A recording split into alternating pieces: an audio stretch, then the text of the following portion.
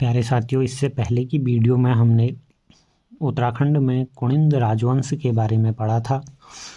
फिर उत्तराखंड के इतिहास के क्रम को आगे बढ़ाते हुए आज हम अध्ययन करेंगे कि उत्तराखंड में शक राजवंश, कुषाण काल तथा कुषाणोत्तर यानी कि उनके बाद कौन से वंश आए तथा उसके बारे में हमको क्या क्या जानकारी मिलती है। इसी क्रम को आगे बढ़ाते हुए आज हम बात करते हैं शक राजवंश की। अब उत्तराखंड में जो है कुनिंदों के बाद शक राजवंश आए। इन्होंने जो उत्तराखंड का तराई वाला एरिया था, ये तराई वाला जो एरिया था यहाँ पर अपना अधिकार करा और उस समय जो कुनिंद के परवर्ती राजा थे वो उत्तराखंड के पहाड़ी वाले क्षेत्र में चले गए थे। अब ये शक कौन थे? यदि हम देखें तो शक कैस्पियन सागर के उत्तर में एक साकल द्वीप है, वहाँ से शक आए हुए थे। अब वहाँ से जब शक आए तो उनकी 3 शाखाएं बन गई थी। एक शाखा तो वहाँ से तक्षशिला की ओर को गई, उनको उत्तरी क्षत्रप भी कहा जाता है। एक शाखा मथुरा में यानी कि मालवा पठार की ओर को आई और एक शाखा नासिक में आई भारत में। ठीक है, इस प्रकार से शकों की 3 शाखाएं हुई। जो मालवा पठार वाली शाखा थी वहाँ पर उस समय शासक जो था विक्रमादित्य था। विक्रमादित्य ने जब शकों को हराया तो उसने फिर विक्रम संवत की स्थापना करी 57 ईस्वी पूर्व में। और जो उत्तराखंड में जो शक आए वो तक्षशिला यानी कि जो उत्तरी शाखा, सबसे उत्तरी वाली शाखा थी, वो जो शक थे वो उत्तराखंड में आए। उनको उत्तरी क्षत्रप भी कहा जाता है। अब उत्तराखंड में उनके शकों की उपस्थिति के बारे में कैसे पता चलता है कि कुमाऊं क्षेत्र में सूर्य मंदिर की उपस्थिति शकों के अधिकार की पुष्टि करती है। शक जो थे वो सूर्य के उपासक थे और उत्तराखंड में बहुत से सूर्य मंदिर मिले हैं, जिनसे हमको पता चलता है कि शकों ने भी उत्तराखंड में शासन करा। यदि हम सूर्य मंदिरों की बात करें तो कटारमल का सूर्य मंदिर जो कि अल्मोड़ा ज़िले में है, कोसी के पास। फिर है एक मठ सूर्य मंदिर। मठ सूर्य मंदिर स्थित है पिथौरागढ़ ज़िले में। खेती खान का सूर्य मंदिर, खेती खान सूर्य मंदिर कहाँ है? लोहाघाट चंपावत में। पलेठी का एक सूर्य मंदिर जो कि हिंडोल खाल टिहरी में है। कुलसारी का सूर्य मंदिर चमोली डिस्ट्रिक्ट में पड़ता है। रमक सूर्य मंदिर ये चंपावत में है। गुणादित्य सूर्य मंदिर धौला देवी ब्लॉक अल्मोड़ा में है। और मजियाली सूर्य मंदिर ये जो है नौगांव उत्तरकाशी में है। इनसे भी एक महत्वपूर्ण प्रश्न बनता है, कटारमल सूर्य मंदिर कहाँ है या पलेठी का सूर्य मंदिर कहाँ स्थित है। इस टाइप के प्रश्न भी बन जाते हैं। अब शक जो थे उन्होंने केवल मैदानी क्षेत्र में ही अधिकार करा, वहीं पर राज करा, और जो पहाड़ी क्षेत्र था वहाँ पर अधिकार करा कि इन्होंने उस समय जो कुनिंद शासक थे परवर्ती वो पहाड़ी एरिया में चले गए। अब जब शकों को हराने के बाद उत्तराखंड में शासन करने वाला वंश है वो है कुषाण वंश। यदि हम कुषाणों की बात करें, प्राचीन हिस्ट्री में आप लोगों ने पढ़ा होगा, कुषाण जो थे वो मध्य एशिया में पश्चिमी चीन की यूची जाति के लोग थे, वहाँ से आए थे।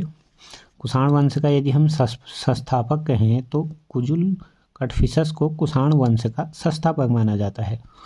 फिर हम देखें तो कुजुल कटफिसस के बाद विम कटफिसस आता है, जिसको कि वास्तविक रूप से वास्तविक संस्थापक माना जाता है। फिर कनिष्क, इस टाइप से कुषाणकालीन ये जो थे राजा थे। अब इनके बारे में क्या जानकारी मिलती है और कहाँ से इनकी मुद्राएं, कहाँ से इनके अवशेष मिलते हैं, उनको हम देखते हैं। शकों के पतन के बाद प्रथम शताब्दी के उत्तरार्ध में तराई भाग पर कुषाणों ने अधिकार करा था। जो कुषाण थे उन्होंने भी शकों की भांति ही तराई क्षेत्र पर अधिकार करा, क्योंकि तराई क्षेत्र उपजाऊ क्षेत्र था और यहाँ से ज़्यादा फायदा होता था।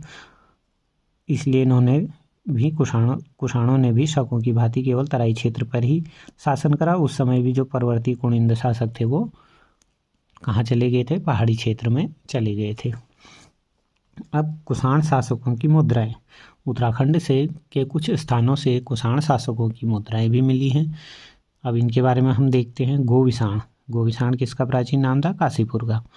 कनिष्क की नाणक मुद्राएं प्राप्त हुई हैं। यहाँ से हम देखें तो ये भी क्वेश्चन बन सकता है कि गोविसाण कौन सा शहर है या किस शहर को जाना जाता था, या नाणक मुद्राएं कौन से वंश से संबंधित हैं, तो किस वंश से संबंधित हैं, कुषाण वंश से संबंधित हैं। कनिष्क की नाणक मुद्राएं भी प्राप्त हुई थी।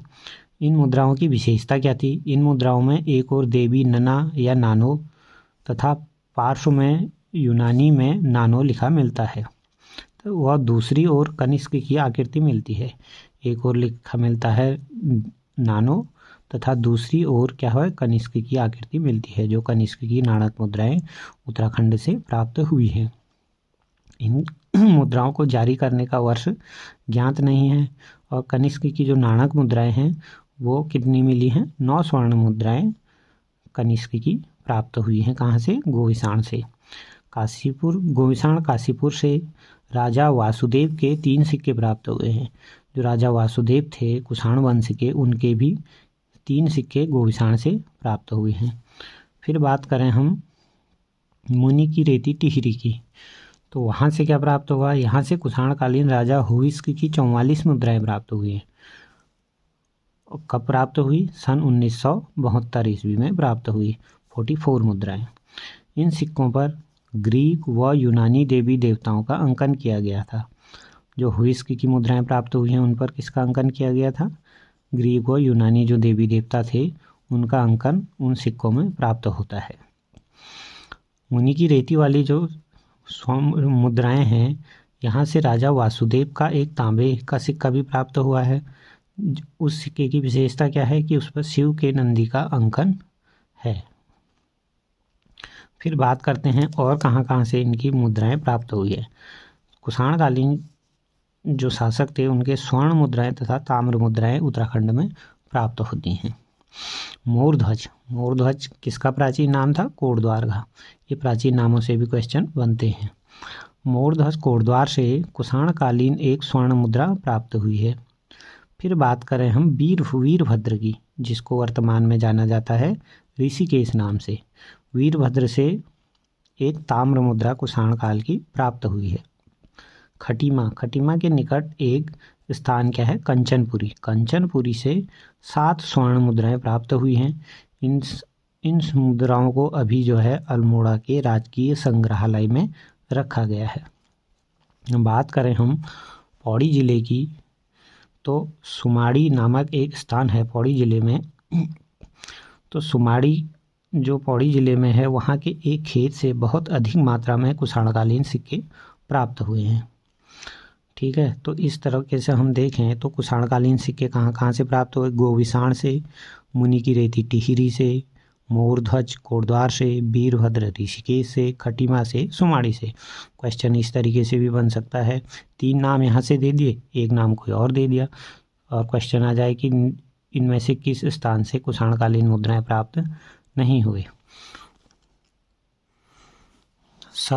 शक के बाद कुषाण, और फिर हम आगे को देखें तो कुषाण के बाद उत्तराखंड में योधेय राजवंश। जिस प्रकार अभी तक के अधिकतर राजवंशों की जानकारी हमें मुद्राओं से प्राप्त हुई है, उसी प्रकार हमको योधेय राजवंश की भी कुछ मुद्राएं प्राप्त हुई हैं।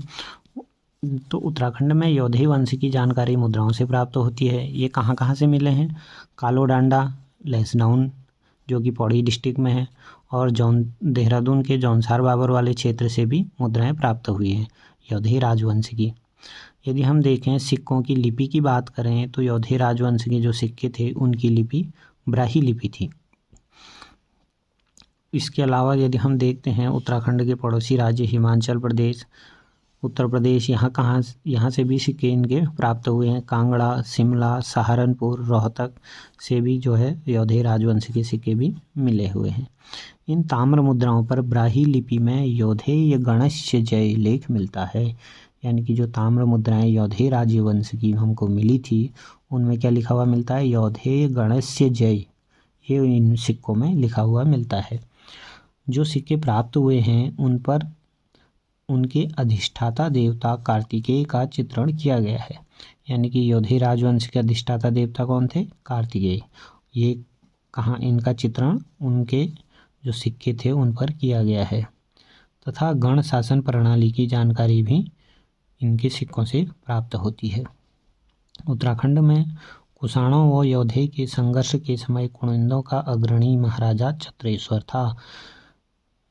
कुषाण, शक, योधे ये अधिकतर राजवंश, ये जो राजवंश थे, इन्होंने उत्तराखंड के किस भाग पर अधिकार किया? तराई वाले क्षेत्र पर। उस समय कुणिंद कहाँ थे? पर्वतीय क्षेत्र पर। और उस समय जो पर्वतीय क्षेत्र पर कुणिंदों का राजा था वो चत्रेश्वर नाम का राजा था। फिर आता है कुलूतों का शासन।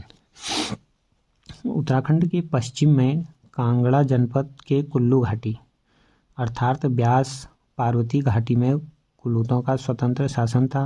बृहत संहिता तथा मुद्रा राक्षस में इसका उल्लेख मिलता है और इस शासन इनके वंश का सबसे प्रतापी शासक वीरयस नाम का राजा था।